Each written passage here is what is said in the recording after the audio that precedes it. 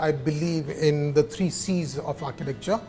To me, I call that C cube, which is the client, context, and the climate. I think an architect needs to design for these 3 primary objectives, because architecture to me is not something which has to be a signature style.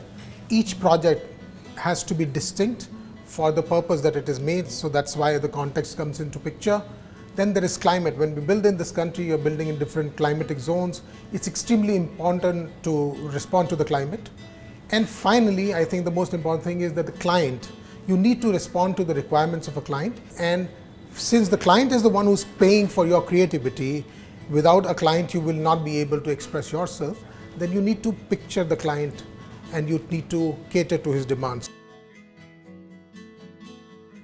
As construction agents, as construction people, we are the largest resource plunderer, because every resource that we use in construction is coming out of the earth. So unless it can go back to the earth, we are not creating sustainably. So the materials that we are using need to be very judiciously used. The kind of carbon footprint that we leave behind, each building that is being created, if it is not created sustainably, and that doesn't mean by use of material. Sustainability to me has to be built in the design, where your building is breathing properly, where your building is lighted properly, it's ventilating properly. It is the materials that are used which are around the place and everything. You're not having a large carbon footprint transporting the material from different locations and everything.